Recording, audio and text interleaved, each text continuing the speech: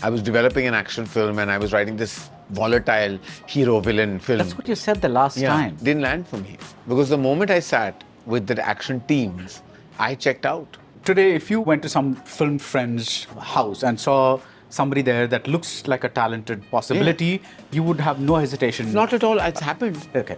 We were. No, I mean, even with today's narrative, I'm saying. Yes, absolutely. Yeah. While the South never ever veered away from their cinema. They always maintained, the Tamil cinema, Telugu cinema, maintained that syntax. All the big filmmakers today grew up on the fodder of that high-speed introduction, of that mass energy, that in-your-face, over-the-top, but brilliant mainstream energy. Our guys and girls haven't. What happened to that? So there were many reasons. I think It's gone. No, it's not gone. Okay. It's a film on my table and I will make it one day. As a filmmaker, Karan, I think you reached a kind of peak with Aidil Mushkil, which was like, I think it's a truly wonderful film. I know some people had some issues with the final bits and all that, but for me, more or less the film kind of really, it comes from a very, very honest place. Then you do Rocky Rani, and I felt it's a fun film, but I felt that maybe Karan is leaning a little too much on, I know you love old songs, I know you love these older things, but maybe that's happening a little too often that you're going back to this crutch of older songs, nostalgia. I know you want to keep a certain Bollywood tradition alive, but do you think that's, as a filmmaker for you, do you think it's maybe time that, I'm not advising you, I'm just asking you, do you think maybe it's time that you put that part of you behind, say, okay, I'm done with it and move to something else? Actually, no. I feel that probably may become a stamp of yours. That might be my chiffon sari in Switzerland. That might be my aesthetic. That might be my chandelier. Every filmmaker is known for something. Like when you see a Bansali film, you expect theatrical opulence. Right. You expect aesthetic beauty. When you say Yash Chopra film, you expect like a woman presented in a certain way, in her beautiful chiffons, a progressive woman. Right. Emotion dynamics. Maybe my ode to nostalgia and music will be my thing. And I never want to let go of it. I love it. Like even the film I'm writing right now, there's another song that I love that has found its way into the film and it's going to be there. And yes, there will be some people who say, oh, he's doing the same thing again. I really want to do it, but should I stop doing it because you don't like it or X doesn't like it or Y thinks it's repetitive? I have to do what I love. And if I don't love it, I won't be happy. And if I'm not happy, I won't make a good film. So I just love, for me, the karma is in my car, it's in my office cabin, it's in my house, it's in my bathroom. Like radio karma? Yes. That karma, the box. Yeah. When I'm getting ready, it's on. When I'm in good times, bad times, it's my sathi. I'm dating karma right now. I'm in a relationship with old music. I am a nostalgia junkie. I'm obsessed with Lata Mangeshkar. I'm obsessed with R.D. Burman. I'm obsessed with old songs. I'm just an obsessive man. This is my therapy. It's my go-to. It's like what completes me in ways. Obviously, it's going to find its way into my cinema. There's no other way. One thing just off topic, one of the things I love about R.D. Burman, and I feel not enough people celebrate, are his sadder songs. Yeah. One of my favorites is from Namkeen, Raah pe rehte hain, Yaadon mein basar karte hain. Yeah, I love a lot of his, a lot of his best work was in films that didn't work. Yeah. So they get unnoticed. Yeah. But I think him and Gulzar Saab's combination, I may never have been in love like that, but I want to be in love like Gulzar Saab writes. Yeah. I want to be in love like that. I want to tell someone कि 116 चांद की रातें एक तुम्हारे कांधे का तिल. I just want to say it. I'm never going to find that relationship where I can articulate. Oh, आज नींद का सौदा करे एक ख्वाब दे ख्वाब ले. And I'm like, oof. Like I'm obsessed with Gulzar Saab. Like I'm obsessed with Javed Saab. I'm obsessed with the poetry they both write.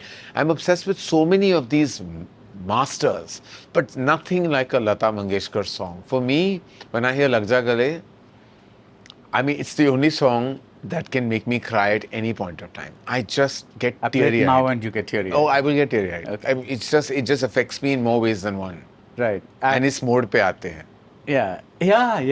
Andhi is actually, I was just having a conversation before this and we were talking about how movies like Andhi don't get made that much anymore because if you look at it in the 1970s, there was this movie about, if you remove the politician part, it's about a career woman who has to decide whether her career is more important or her personal life is more Yeah. important. And that's something that a lot of people face today. Yeah.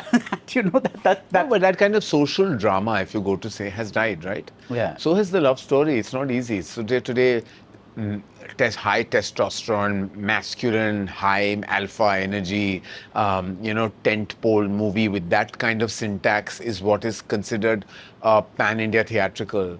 And that social drama, the Rishikesh Mukherjee nuanced entertainer, the quintessential Bollywood romance, which I achieved with Rocky Aur Rani, in a year that had Gaddar and had Jawan and Pathan, and I had to like combat these giants and come with my old world Bollywood, quintessential, which was a bit of Rishikesh Mukherjee, a bit of Yash Chopra, a bit of me. It was like it was my homage to Hindi cinema, but I wanted to do that, and let me tell you, I nearly succumbed to this zone as well. I was developing an action film and I was writing this volatile hero villain film. That's what you said the last time. Yeah. That I want to do an action film. Yeah, but it didn't land for me because the moment I sat with the action teams, I checked out because I was like, while I love to watch this film, I don't know if I can make it and I won't enjoy making it. Because when they said 20 days for this action sequence and blood and knife and stabbing, and I'm like, तो इसमें मैं क्या करूँगा? Because I don't know what to do. I don't know how to. I never said I was versatile.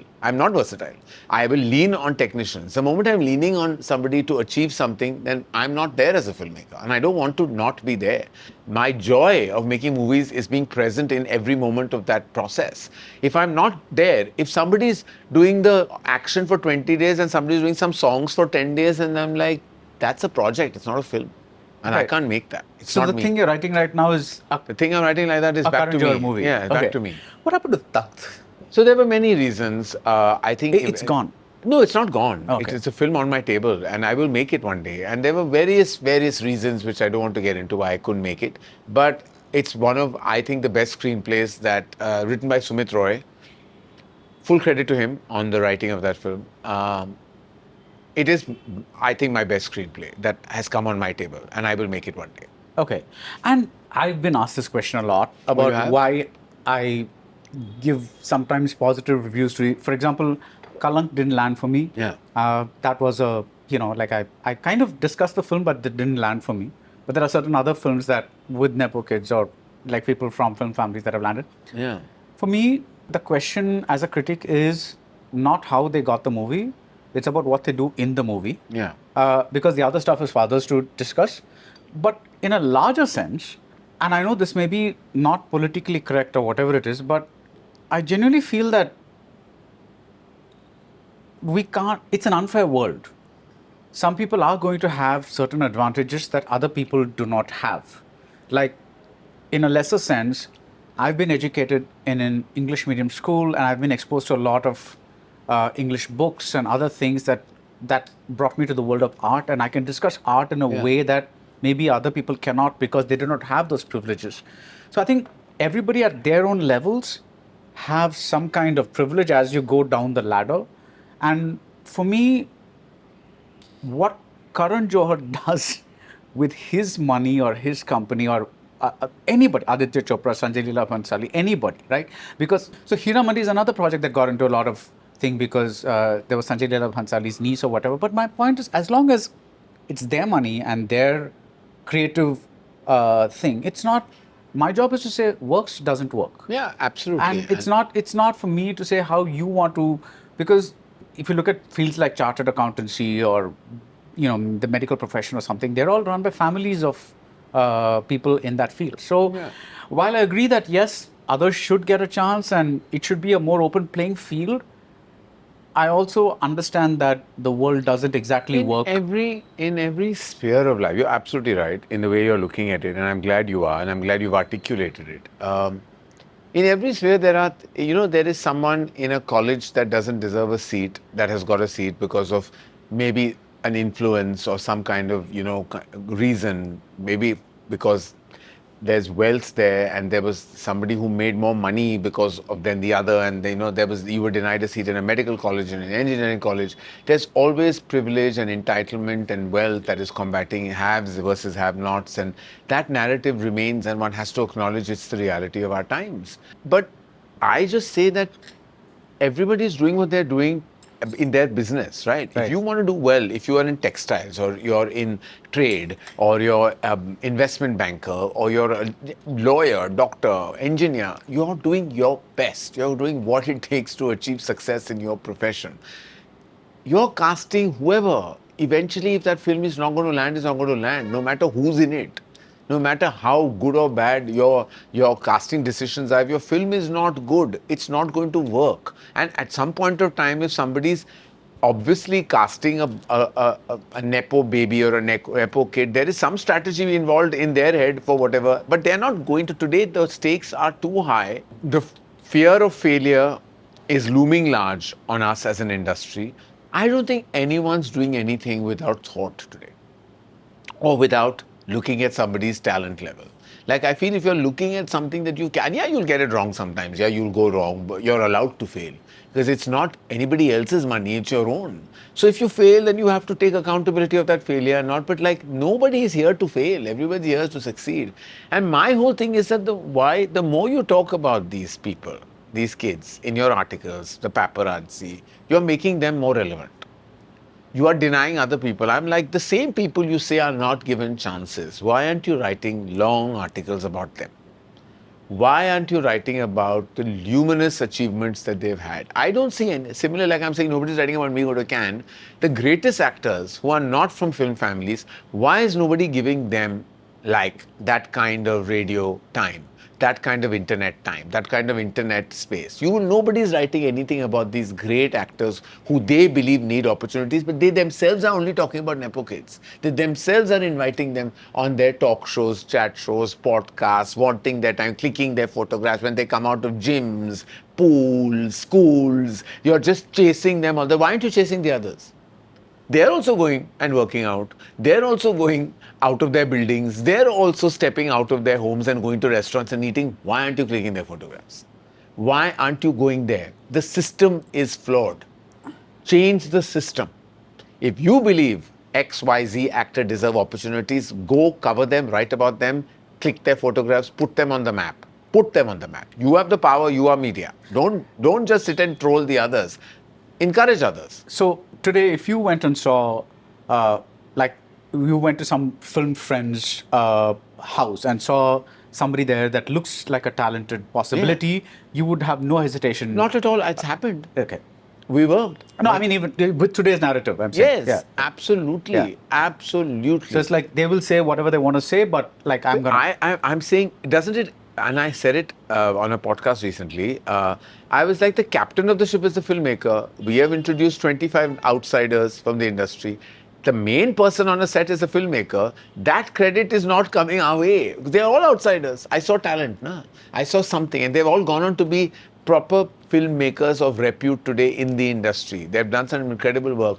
When Shakun Batra walked into my office, and he's today made Ek Mein Aur Ek Tu, and Kapoor and Sons, and Nadania, and Gehraiyaan, and... That's stuck in your head like this. No, it is like, really looming large, like a dark cloud. Him and several others were walked in, it was instinct-based because I felt they were talented. I didn't ask who's your papa, who's your mama, who's your uncle, who's your aunt. I didn't know where they were from. I went with talent. Similarly with actor, when Sid Malhotra was on a set as an AD, he was a set on My Name is Khan, and I was like, this boy has screen presence. He'll be a movie star. Similarly, when Laksh walked into my room, he was actually rejected from a couple of films, and he walked in and we cast him in Dostana because I saw one audition of his and I was like, this boy has screen presence. Then that didn't work out, and subsequently another film didn't work out, and then I knew he had an action kind of a body because he was trained in action. I said, give him a chance, let's give him kill. And these are one of the multiple decisions we have made by casting people who have nothing to do with the business. But you just don't seem to, when I did Love Stories, you can't call Vicky Kaushal a nepo kid at that time because, he doesn't come from that sense of privilege or entitlement. And we cast him in Razi, and then I cast him in, and Kiara Advani was not even on the map. She had done a film called Machine before that, and Dhoni, she had a small part. And she was in Love Stories. How come no one talks about that? How come no one talks about the casting of Love Stories, which I also directed? I also directed Ghost Stories from Mrinal Thakur. How come no one talks about that? As I said, I can give you a list of things we've done in the company and worked with actors who have been from the outside, who have got legit, solid parts that have been career shaping for them. No. But again, this is why I'm asking you. It's not about, see, we cannot, I don't think regret is a useful emotion because whatever is done is done. Yeah, done and but if dusted. you could live your life again, would you, if you could, one of those Hollywood movies where some angel takes you to Like the past sliding and doors. says, Like sliding doors. yeah, like you could take this path or that path. Would you say no to Coffee with Karan? No, Okay. I told you, and I'm quite honestly saying it. I would not. I would not say no to anything. I would make the same mistakes all over again. If at all you think they're mistakes, I don't think they are. That's the perception that coffee is responsible No, for. I'm talking about the perception. See, because that's what I'm saying. It's like it's all about optics, right? The thing is, it's not about what's real or I've not. never lived my life conforming to people's opinions, thoughts, ideologies about what they think is right or wrong vis-a-vis my life. I've led my life on my own terms. I wrote a book which was honest about various facets of my personality and my true self. I'm a single parent in a society that could have judged me. I took that decision. I've raised my twins in the best way I can. I've done everything in my capability and capacity to live my life on my own terms. So, does judgment bother me? Will I change my life to alter that judgment? No. I'll do exactly as I please even today. Right. And I think, from what you've said, I think maybe therapy has had a huge role to play in you reaching the stage. Yeah. Again, to the people that can, go to a therapist, what do you say is the value that a therapist brings to you? I think it's like they say, strangers sometimes offer you the smartest perspective of your life because they come with no baggage about you. And I think that's what a therapist is trained medically. They are trained to get into your brain. Right. Because the brain, like the rest of your other organs, also sometimes, if you have diabetes, there's medication. If you have blood pressure, there's medication. If you have a bad stomach, you'll pop a cyclopan. If you have fever, you'll take Dolo. Your brain is also something that sometimes needs medication or needs help or needs addressing. Sometimes you go through things and you don't need to suffer. Right. Because, we always associate mental health with something that is wrong and that shouldn't be talked about. Of course, things are getting much better and better because people are going out there and opening up about mental health. There's so much mental health awareness today, but it's still it's still trickle. It still needs to penetrate deeper and wider into our social consciousness. I just tell people that your mother, your father, your sibling, your best friend may not be the best advisor because they come with too much baggage of knowing too much about you. Yeah. And they come with either fear for you, and that when you come with fear, you don't give necessarily the best advice, or they come with too much information about you. They sometimes are not the right people to seek any guidance from. And that's what we do sometimes wrong.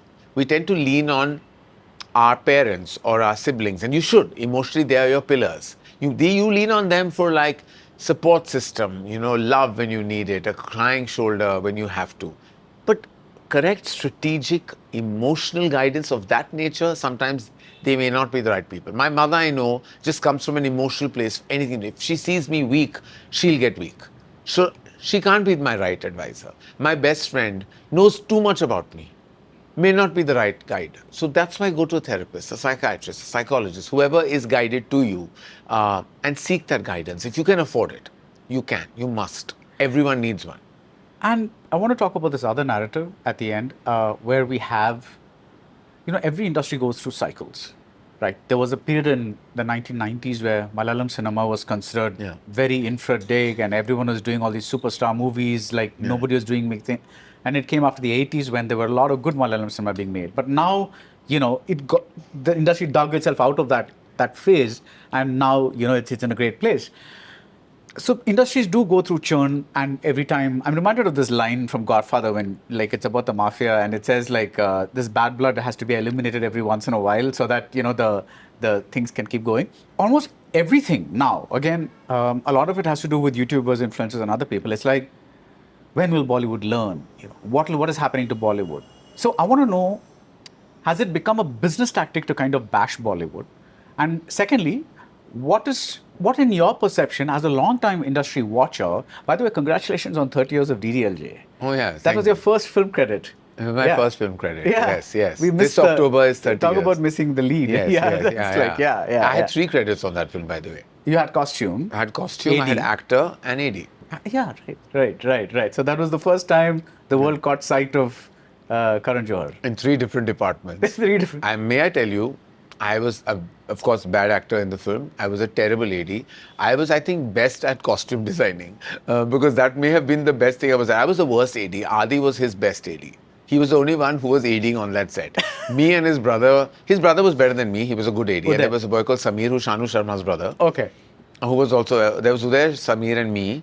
I think I may have been the worst AD. Like, I didn't maintain the costume continuity book, the film continuity. I was terrible. I couldn't handle the crowds. I was just like Adi just had me because he knew I was creative. Like, I had a creative bone, and he used to I loved the creative part of it. But the functional AD part, terrible.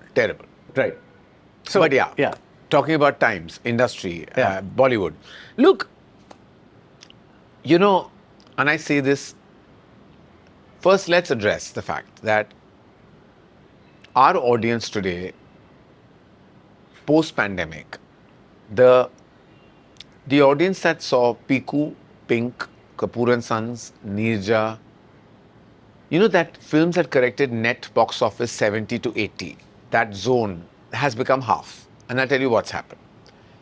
That half audience that we've lost, because those 80 crore films would be doing 30 and 40 today, are now used to watching content at home. They're not stepping into cinema halls. We've lost that. So that middle order cinema of high content, films that went on to do even a Badhai Ho, or, you know, went on to do 100 crores, you know. I feel we've lost that audience to streaming, to gaming, to rock concerts and music concerts, to travel. Lifestyle habits have changed post-pandemic. That audience is not perhaps going to come back. So we've lost them. Mass cinema, though, which was deprived for so many years, is now back in watching films much more when they like a film. They are back in halls. Now, they have not been given any fodder through Hindi cinema, because Hindi cinema grew up, all the directors now grew up on the globalization era, which was the Shah Rukh Khan era. So all those boys and girls of mainstream cinema grew up on Shah Rukh Khan. They know one syntax. They don't know this so-called mass syntax. While the South never ever veered away from their cinema. They always maintained, the Tamil cinema, Telugu cinema, maintained that syntax. All the big filmmakers today grew up on the fodder of that high-speed introduction, of that mass energy, that in-your-face, over-the-top, but brilliant mainstream energy. Our guys and girls haven't. So now we are in a creative crisis because we want the numbers, but we don't have the syntax to achieve it. Till we find our feet, and there are some who are academically trying it, but all these kids who've grown up on that syntax in the globalization era of the 90s, the Shah Rukh Khan era, let's call it the Shah Rukh Khan era, they can play act commercial, they'll play act mass, they'll do the high speed, but it doesn't come organically to them. So that's where the problem is. Right now, when you have a commercial script, you don't know more, you can't think of more than 2 filmmakers who can actually do it. So I was like, for example, went through a phase of play acting that, but I realized that I couldn't. I want to go back to what I do best. I'm glad Bansali is doing what he's doing best. You know, I'm just glad that I hope Raju Irani never changes his way. He was always like the most beautiful version from the Rishikesh Mukherjee school of thought. I hope these Hindi filmmakers, I hope Zoya maintains her purity, and I know she will. Farhan, all of these filmmakers who have been, and I hope like Anurag Basu has such an individual voice, and I love his cinema. I hope nobody gets carried away and goes away from what their core strengths are. But there has to be a certain, if you want the numbers, there has to be an attitude change in your cinema. There has to be a genre that you choose. Comedy, horror comedies do work. Now we're talking just numbers, baddie. We're not talking good and bad cinema. I'm talking about numbers. Yes, yeah. Certain genres will not work. Thrillers don't do as well as action. Action with alpha energy does more numbers. Horror comedies, huge. Big, mad entertainers with good music will work. The moment you make a social drama, it's going to do half the business than what you expect. The moment you make a rom-com, there's no business for it. We need a breakout horror film that really scares the pants out of you. Nobody's. So now you have to go genre, and your budgets have to match. And yes, please make your Kapoor and Sons. Please make Piku. Please, but then make it at half the budget. Then actors have to come on at the back end. They have to come with really numbers that take a chance. If you're going to do a film that is like a Piku or a Neerja or a Kapoor and Sons, Pink, then you have to be at that number for you to know that, okay, let's hope for an upside. Like today, we released a film called Kesari. Massive love, but it has a number that it's reached, and it's a great number for our times. Pre-pandemic, it would have done possibly 50% more. But today we know there's that audience we've not got. Plus, we had an adult certificate. So that one audience that would have also come hearing the word of mouth couldn't come because of our certification. Rightfully, it was certified adult because it had certain language that was not allowed. So we have to understand there is an academic understanding of where our times are. Bashing Bollywood is that's just people again getting followers on their YouTube sites. That's all nonsense. But we are in a content and a creative crisis, and we have to take a step back and understand that there is an academia to what can work and what can't. We have to understand this first. Studios have to understand it, filmmakers have to understand it. Directors just can't pretend to be commercial. If it's not in you, don't do it. And then we have to train, and then those guys who have it in them, like Amar Kaushik has it in him. Amar Kaushik knows how to make a mainstream. Lakshman Uttekar has shown us his profound commercial energy with Chhava. Some filmmakers are now emerging, but some just don't have it and shouldn't chase it because they don't have it in them. But I'm curious, you mentioned Kabhi Khushi Kabhi Gham in the context of Can, but when that released, or when Kuch Kuch Hota Hai released, there were humongous hits, not just, they're called NRI hits, but they were also did great business in India. Yeah. But it was a different time even then in mainstream audiences. That was the globalization period. There were people who thought that this was commercial. Going abroad, shooting a film in London was commercial. People loved. Today, nobody wants, if you shoot a film in London or New York, nobody wants to watch it. No, but what I'm asking you, Karan, is that the masses that today are embracing a Pushpa, did they come out that time for K3G? Yes. Okay, so it penetrated. Yes. It was not just a city phenomenon. No, Okay. But they are not going to come out for K3G the way it was then. Now today, yeah. They But will not. back then, the masses were watching. They were watching because it was a different audience. The mass syntax has also changed. Right. Today, they want rooted content. Right. Today, if your film is based in London, you've lost half your audience. They are not interested. If you're based in rooted India, with that landscape, talking about our mythology, we need to tap into our roots if you want the numbers. Clearly, if you want the numbers. Even a Peoply Live did a 40 plus, but a Lapata Ladies did a 20 plus. You get where we are at right now. Lapata Ladies is the most celebrated film of 2024. But that's the box office business was limited, but it found its feet and love on Netflix. Yeah. Peoply Live, it did 45 or 48 crores. It had done a big number for the kind of, zone it was in. I'm only comparing the two because they were in similar zones. One did double and more of Lapata Ladies. It was just the times. We're in different times today. The other thing that I think is, I don't know if hurting Bollywood is the right word to use, but the fact that the Hindi film industry has produced more content on OTT, starting from, you were early adopters, like from Sacred Games onwards. And there have been tons of shows like Bobby Dole's Ashram, for instance, which nobody knew it existed on MX Player, and suddenly it's been brought to the mainstream. Now there are so many shows that a Hindi film watcher has to watch on OTT, which is not the case with the languages down south, because the original OTT shows, there are not that many. So do you think that's also been a kind of an inhibitor? I think streaming, of course, has dented us. Not just movies coming to streaming, but streaming shows themselves. Yeah, of course it is. Because it's giving you content to watch at home for a certain amount of money. And of course it's denting us. But we are also leveraging those platforms. They're also giving us recoveries. Yeah. When they buy our shows for licensing as a licensing fee, it's one of our verticals that never existed earlier. Right. It's a big vertical. Satellite is in fact dipped, digital is higher, there's music digital. So while we know it's also taking away, it's also adding to us, so it's a catch-22 situation. What do you do? Yeah. So when you just said a little while earlier that now I'm talking not about good or bad movies, but I'm talking hard numbers. Yeah. How does Dharma as a company plan to balance the creative aspect, that is doing the homebounds and the other things, versus doing the numbers part of it?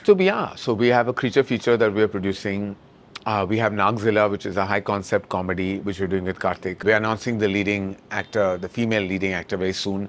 We have a host of content that I'm going to start announcing. I have a revenge action love story that I'm also announcing in the next couple of months. So we found the genres and we're making those movies. We're conforming to the times. Am I breaking? I've understood the academia. Now when I go right or wrong, we'll have to see. Right. But now I've understood the climate and I'm conforming to that climate. Right. I've changed my way of looking at the times. I'm not doing anything that, yes, and every now and then we will want to produce a homebound. We will want to make a kill. We want to go down because we don't want to lose the sanctity of creativity. I want to always keep the balance, and that's what I've always tried to do. To every good news, there was also a Kapoor and Sons. You know, we've done that in the past. To every Badrinath Ki Dulhania and Humpty Sharma, there was a Razi. So we've done that in the past. No credit given, but it's been done. Similarly, to every homebound, there will be an Nagzilla.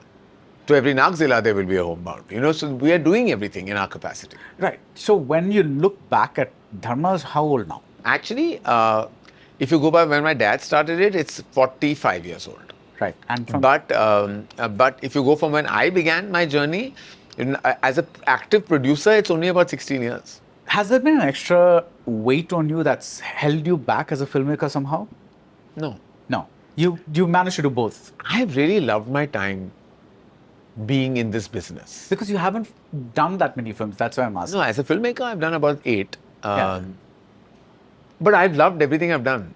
I don't have any regrets. No, but I'm saying you could have done more. I could have done a lot of things, Yeah. but I chose not to for various reasons. Right. You know, there were various things that came in the way, but I don't regret that also. And even now, I want to make more, but if it doesn't happen, I'll be fine. Right. Broadly, if I had to just end this conversation, I have to say that while we've discussed and analyzed, you know, the trolls and negativity, perception versus reality, not getting the credit or me not deserving it perhaps, whatever it may be, broadly, if you ask me, my final emotion of my journey of 30 years, because 30 years is how old I've been in the business with Dilwale, I'm so fortunate and so happy. And I feel like my destiny has definitely gone beyond my talent.